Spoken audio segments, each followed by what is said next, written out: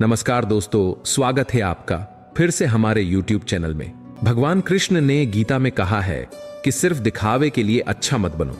वह परमात्मा आपको बाहर से नहीं बल्कि भीतर से भी जानता है। इसलिए कोई भी बदलाव पूरी तरह से खुद के लिए होना चाहिए। आप खुश हैं या दुखी, यह दोनों आपके विचारों पर निर्भर है। खुश रहना है तो जिंदगी के फैसले अपनी परिस्थितियों को देख कर ले।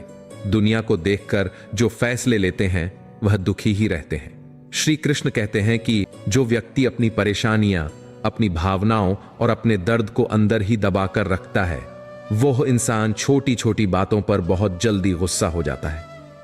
कोई कुछ भी कहे, बस अपने आप को शांत रखो, क्योंकि सूरज की किरणें कितनी भी तेज क्यों ना हो, समुद्र सूखा नहीं करते। हमारी जिंदगी में कितनी मुसीबतें आती हैं, हमें पता भी नहीं होता कि हमारा परमात्मा हमें किस तरह परेशानी से बचाता है। अगर तुम्हें लगता है कि परमात्मा तुम्हें कष्ट के पास ले आए हैं, तो भरोसा रखिए, वह तुम्हें कष्ट के पार भी ले जाएंगे। जिंदगी के हर एक समय में खुश रहो, क्योंकि यह जिंदगी है, कोई मूवी नहीं जो बार बार आएगी। जब कोई इंसान आपसे जलता है तब उसको कुछ मत कहना, क्योंकि जलने वाली चीज एक समय पे राख ही बन जाती है, फिर चाहे वो इंसान हो या फिर कोयला। आप घर पर रहने वाली माँ, बहन, पत्नी की इज्जत करना सीखो, क्योंकि वह इतना दुख बर्दाश्त करती है जितना हम सोच भी नहीं सकते।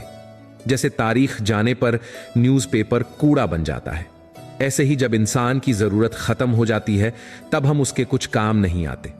मन की पीड़ा का कोई अंत नहीं, इसलिए दूसरों को कोर्टने से कोई लाभ नहीं है। इसका सबसे सरल उपाय है कि अपने मन को ईश्वर को समर्पित कर दो। ईश्वर के साथ जुड़ते ही जीवन में खुशियों का, सुकून का, संयम का, सहन शक्ति का, नई ऊर्जा का, जीवन के सही राह का, संतुष्टि का आरंभ जरूर हो जाता है। और हमारा मन पीड़ा से कैसे मुक्त होता है पता भी नहीं चलता। अगर प्रभु तुमसे ज्यादा इंतजार करवा रहे हैं तो तैयार रहना, वह उससे कहीं ज्यादा देने वाले हैं जितना तुमने मांगा है। संसार में दो प्रकार के भक्त होते हैं। एक छोटी से छोटी समस्या में भी सीधे भगवान को याद करते हैं, यह सोचकर कि उनके सिवा किसी की शरण नहीं गहना, और दूसरे बड़ी से बड़ी समस्या में भी भगवान को याद नहीं करते, यह सोचकर कि व्यर्थ ही मेरे कारण भगवान को कष्ट होगा। भगवान को दोनों प्रिय हैं। जितना समय हम बुराइयों को छोड़ने में लगाते हैं, उतना यदि अच्छाइयों को अपनाने में लगाएं तो कोई कारण नहीं कि जीवन शांति, समृद्धि और सम्मान जैसे शब्दों से कभी खाली होगा। यदि तुम भगवान के लिए कुछ करते हो तो वह कम होने पर भी अधिक फलदायी और अक्षय होता है, पर संसार के प्रति किया गया विशाल कर्म भी कम फलदायी और नश्वर होता है। गीता जी में श्री कृष्ण कहते कि जो प्रारंभ में कष्ट देकर बाद में आनंद दे वह उत्तम सुख है। जो प्रारंभ में आनंद देकर बाद में कष्ट दे वह मध्यम सुख है।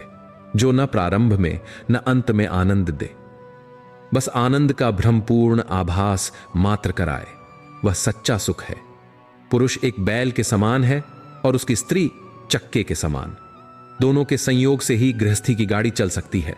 चक्र के कारण बैल को अधिक परिश्रम नहीं करना पड़ता और बैल के कारण ही चक्का गतिमान होता है। यही बात हर दंपति को समझनी चाहिए। प्रारंभ से ही हमारी महान परंपरा के 3 सिद्धांत रहे हैं: देवताओं को मान, स्त्रियों को सम्मान तथा मातृभूमि की रक्षा। हर हिंदू इस बात को अच्छे से समझ ले कि इनके बिना अस्तित्व बचाने का कोई सटीक मार्ग नहीं।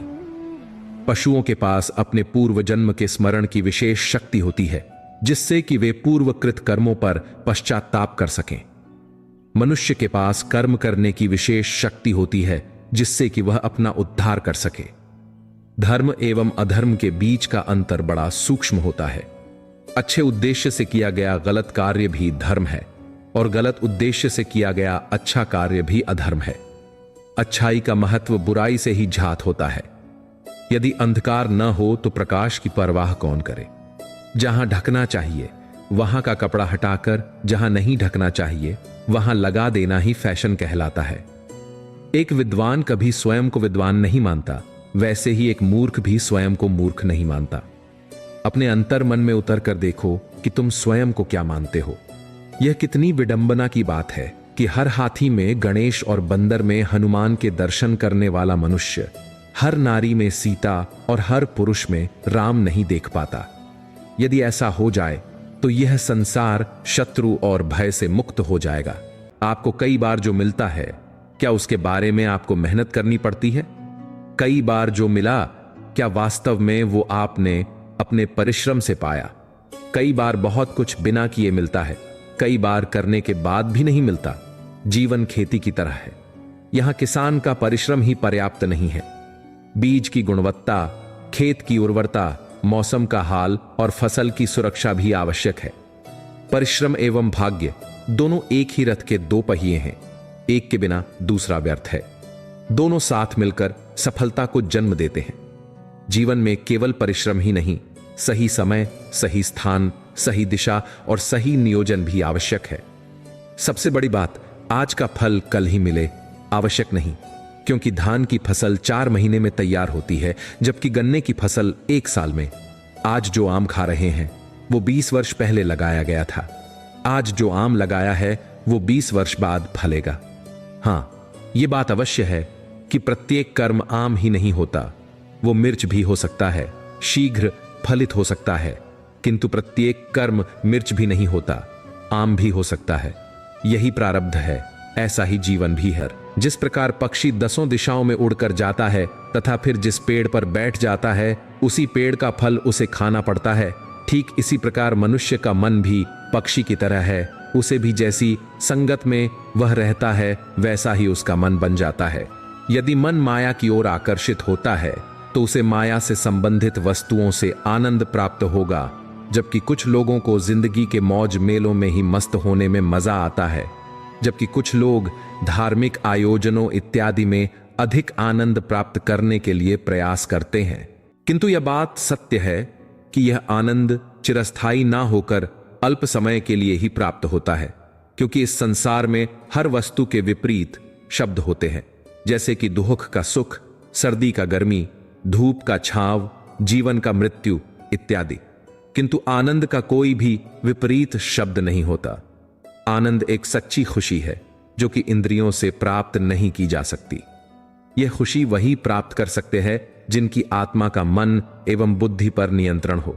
जब मनुष्य अपने मन में उठने वाले विचारों से ऊपर उठकर सुख दुख की अनुभूति को विस्मरण कर अपनी आत्मा में विचरण करने लगता है तथा वह काम, क्रोध, लोभ, मोह, अहंकार पर नियंत्रण करने में सक्षम हो जाता है, तब वैर, नफरत, विरोध के स्थान पर उसके हृदय में प्रेम, विनम्रता, विशालता, सहनशीलता के गुणों का समावेश हो जाता है। उस अवस्था को परम आनंद की अवस्था कहा जाता है। एक बार एक राजा अपने राज्य की चिंताओं से परेशान होकर कुछ समय के लिए वन में चला गया, जहां पर एक नौजवान चरवाहा एक पेड़ की छाया में बैठा हुआ बड़ी मधुर तथा सुरीली आवाज में बांसुरी बजा रहा था। उसकी भेड़ें भी पास में कुछ दूरी पर चारा चर रही थीं। राजा ने उस युवक को प्रसन्न मुद्रा में देखा तो उससे रहा न गया। राजा ने उस चरवाहे से पूछा, आप इतने प्रसन्न होकर बांसुरी बजा रहे हो जैसे कि आपको किसी देश का साम्राज्य मिल गया हो। तब उस नौजवान ने कहा, राजन, कोई संपत्ति से सुखी नहीं होता।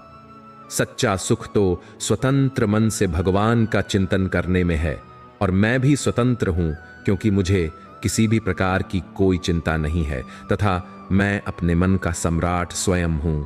आनंद की यह अवस्था तभी प्राप्त होती है जब हमारा मन आनंद के स्रोत से जुड़ जाता है।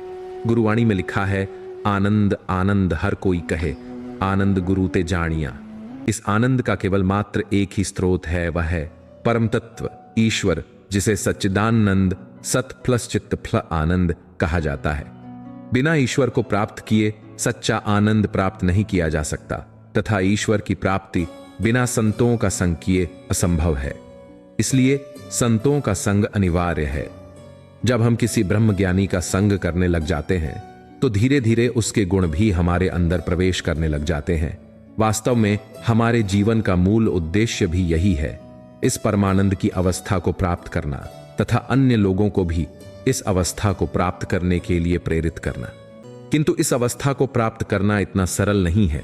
इसके लिए गीता के 4 अध्याय के 34वें श्लोक में भगवान श्री कृष्ण अर्जुन से स्वयं कहते हैं, तद्विद्य प्रणिपातेन परिप्रश्नेन सेवया उपदेक्ष्यन्ति ते ज्ञानम ज्ञानिन सत्वदर्शिनः अर्थात किसी तत्वदर्शी महापुरुष की शरण में जाकर दंडवत प्रणाम कर निष्कपट भाव से तत्व ज्ञान के विषय में पूछना चाहिए। इससे प्रसन्न होकर वह तत्व ज्ञान कराएंगे, किंतु इसके लिए तत्वज्ञानी महापुरुष की खोज करना अनिवार्य है, जो कि हमारे मन में छाए हुए अज्ञान रूपी अंधकार को मिटाकर ज्ञान उजाला हमारे जीवन में भर दें।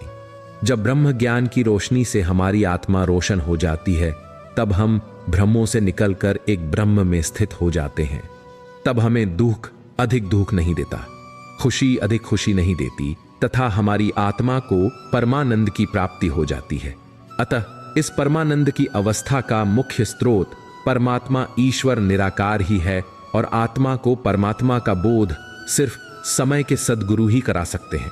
जिस प्रकार पशु पक्षी भी भोजन करते हैं, सोते हैं, डरते हैं तथा भोग क्रिया द्वारा अपनी संतति को उत्पन्न करते हैं, ठीक इसी प्रकार ये सभी क्रियाएं मनुष्य में भी समान रूप से पाई जाती है। किंतु इसके अतिरिक्त ईश्वर ने मनुष्य को बुद्धि दी है, जिसका सदुपयोग करके वह उचित अनुचित लाभ हानि इत्यादि का फैसला ले सकता है। अतः मनुष्य का यह सर्वप्रथम कर्तव्य है कि वह इस विषय पर चिंतन करे कि आखिर यह मनुष्य का शरीर उसे क्यों प्राप्त हुआ है, वह इस धरती पर क्यों आया है, उसे जीवन में क्या करना चाहिए, तथा उसको किस उद्देश्य की पूर्ति के लिए परमात्मा ने मनुष्य का तन दिया है, वह कहां से आया है, तथा मृत्यु के उपरांत उसे कहां पर जाना होगा। इन प्रश्नों के उत्तर उसे तभी प्राप्त होंगे यदि वह किसी ब्रह्मज्ञानी की शरण में जाए, क्योंकि वे उसे इस जीवन का मर्म समझाने में सक्षम होते हैं।